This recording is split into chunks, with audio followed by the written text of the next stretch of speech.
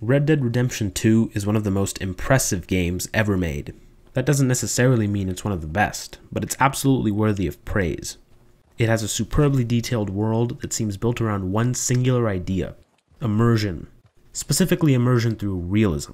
Everything in the game exists to immerse you more into the world, from animations to the way the side quests are handled, the survival elements, the controls, the NPCs. I think you get the idea. And in many ways, it's the greatest game ever made in that regard. However, it falls prey to something I like to call the uncanny valley of in-game realism.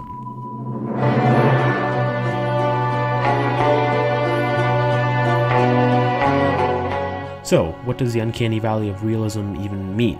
The uncanny valley basically describes the unsettling feeling you get when looking at something that's designed to resemble a human, like an android or a CGI character in a movie, but doesn't quite accomplish it. The idea of the phenomenon is that the closer the replication gets to perfect without quite achieving it, the more unsettling it is. It's why you're probably not weirded out by Coco, but might be by Rogue One. Now, when I say the uncanny valley of in-game realism, I mean something similar relating to game design. The closer a game gets to achieving perfect immersion through simulating reality, the more the moments where the immersion breaks stand out. I'm going to break down the immersion into two categories: in-world immersion and story immersion. In-world immersion concerns the attempts the game makes to make you feel like you're a part of the world of the game as a whole, while story immersion is about making you feel like the character of Arthur Morgan, and relating the story to the world in a way that's consistent with the in-world immersion. I'll also avoid the story for the first bit of the video, but will indicate a warning when I'm about to get into spoilers. So with that said, let's get into the in-world immersion of the game. On paper, the player should be more immersed in the world of this game than any other. Every NPC has multiple lines of dialogue with context-based responses. There's tons of animation details, your hat can fall off or get bullet holes, you have to bond with your horse, and if it dies permanently. The game definitely does more to immerse you in its world than any other game. But the more complexities you add, the more potential there is for any mechanics that aren't given quite as much care to ruin immersion. For me, the main issue in this game, in terms of the in-world immersion, is the day-night cycle. I think the design of the world gives the game a really enjoyable, slow pace. The slow pace is meticulously enforced into every detail of the game, from drawn-out animations to the long stretches of riding between locations. It almost felt like I was playing Stardew Valley sometimes. But the day-night cycle moves at a breakneck pace compared to the time it takes to do everything. The cycle itself actually lasts a pretty standard length when compared to other games, and it wouldn't be something I noticed or complained about in other games, but most games aren't as committed to simulating a slow pace as this one. The cycle stands out as half-baked among the expert pacing of the rest of the game. There's also the issue of animations. I'm sure there's been plenty of complaints of just how many animations you have to sit through, but I honestly don't mind them. Again, the game has a clear idea of the pace it's going for, and the slowness of the animations makes sense in that regard. But the inconsistency of the animations bothered me in my playthrough. If I remove a gun from my horse, I watch an animation of Arthur actually removing the gun. But if I remove two, one of them just appears on my back. If I'm sneaking in a house and stealing someone's belongings, the drawer and cabinet animations are still just as slow as they are normally, instead of being frantic like I'd expect them to be. Beyond the animations, the NPCs have context-based responses, but they still loop and have limited interactions. But that's enough of pointing out tiny details that don't add up. Instead, let's look at the core of the problem, and why these are issues in this game and not another game. Let's take Super Mario Bros. And yes, I know this comparison sounds absurd, but hear me out. The sheer simplicity of this game is why I chose it as a point of comparison. It has no day-night cycle, no complex animations or realistic movement systems. You run left, right, and jump. Sometimes you get to throw fire, and that's about it. The immersion here comes from making you adapt to the game, instead of the game simulating reality for you. This is how most games work. Assassin's Creed, The Witcher, God of War, Call of Duty, they all feature consistent, established rules that help in letting the player look past searching for realism and become immersed in the game for what it is. The very idea of leveling up is unrealistic, let alone required or recommended levels for quests. But it's something you learn to ignore because of its consistency and repetition, as well as the game being designed around its unrealistic mechanics. A game actively trying to simulate the real world and putting realism over fantasy has thousands more hurdles to jump.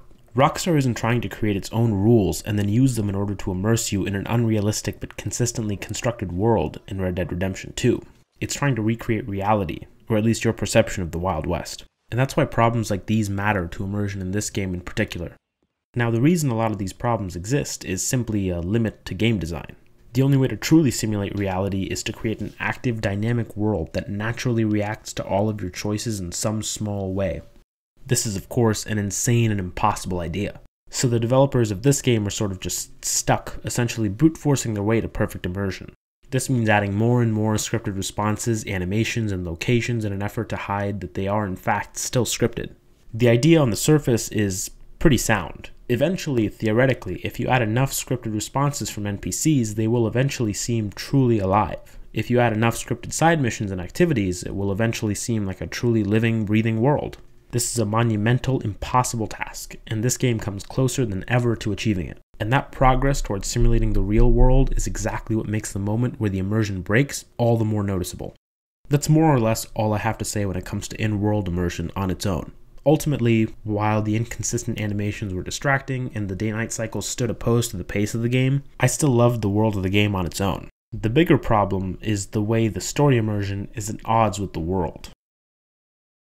Now I'll be focusing on the side activities, the survival mechanics, and the bounty system, and how they relate to the overall narrative of the game. There will be mild spoilers, but I've made sure all the story content footage I'm showing is before Chapter 3, so no late game spoilers here. So first, let's talk about the positives of the story immersion in the game and briefly about the story itself. I found the story to be a fairly generic western in a lot of ways, but I was still impressed by it. Rockstar isn't known for its, shall we say, subtlety. And true to form, there are a few too many moments of people saying something along the lines of, "The world's not the same as it was. The West is dying. And we can't run away from the government forever." But the characters are mostly interesting, and the way in which the story is told, meaning the acting and the production values, was good. So overall, I liked it. Back to the topic of immersion, the story also fixes a couple big immersion breakers that exist in open world games. Most open world games still have a narrow narrative structure, so it feels odd to put huge breaks and explore between main missions. Red Dead 2 fixes this by having most of the story happen in a situation where you are the one responsible for hunting and getting money in order to keep a camp full of people alive. This means that going off to hunt or do side activities never really felt inconsistent with the story happening. A lot of the side encounters also happen randomly as you're riding, so it feels more natural to stop what you're doing and help random civilians. But there's also a few elements that are at odds with the story. First up is the survival elements. This is the most minor story immersion problem, and most players probably won't even think of it. The game has health and stamina bars, and also cores that determine how quickly health and stamina regenerates. You need to eat or sleep to refill the cores. Cold and hot weather can also drain your health core if you're not wearing appropriate clothing. This is all fine. It's really not a big enough deal to interrupt gameplay, and you can store outfits on your horse for weather preparedness. But the game opens with a snowstorm and talk of just how brutal the winter is for the group and how you couldn't survive it up here. Seriously, the game really hammers that idea home. Compared to that, the survival elements of the game are laughably simplistic. You get the outfits you need to survive in any weather right away, and you can make it through anything even if you don't have them, so long as you're good at taking cover and not getting shot and have tonics on you. But like I said, this issue really isn't a big problem. It's a momentary story mechanic inconsistency. The bigger problem is the bounty system. While the survival elements are in favor of the world, meaning that they're simplified even when it's a contradiction to the story in order to facilitate easier exploration, this system is heavily in favor of the story. The bounty system is probably something you've heard plenty of complaints about if you've been following this game, and I will say it doesn't make any sense from an in-world perspective. I haven't found any concrete information on all the details, ins and outs of the system, but from my playthrough, it seems like lawmen automatically know who you are even if you're wearing a mask, while regular citizens don't.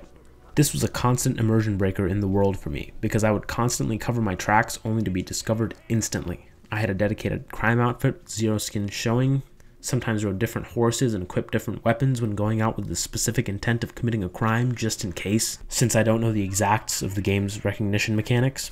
But it never mattered. Sometimes I shot in self-defense only to get a bounty placed on me. These things make no sense from an in-world perspective, and they aren't at all realistic. But, just to defend the system a little, it does make sense from a story perspective. The game's story is all about the age of the outlaw ending, and the huge reach of the government slowly closing in around and overwhelming Dutch's gang. So, the lawmen appearing to be superhumans with perfect recognition no matter what you try to fool them is kind of thematically consistent. Here, the in-world and story immersion clashes, unfortunately kind of breaking both. In a game striving so hard for realism in its world, the story's Western movie inspiration and the mechanics created around that story are constantly at odds with the attempts at a realistic, slow-paced, dynamic world. The conclusion here is basically that realism in video games is really hard. While exploring an in-game world, the tiniest inconsistency can break immersion. What it is for me might differ from what it is for you. What I do know is that when I was immersed in Red Dead Redemption 2, I was more immersed than any other game I've ever played. When the attempts at realism worked, the game really did come closer to suppressing the parts of my brain that know I'm just playing a game, and that everything in it is scripted to some degree. While most studios have embraced the unrealism in video games, Rockstar seems to be one of a few attempting to claw their way out of the uncanny valley of realism. They've crafted an impressive game with an impressive degree of detail, but it just makes the elements of the game that I usually wouldn't be bothered by, like the day-night cycle, expose the cracks in their game world, and occasionally send the game plummeting back down the uncanny valley.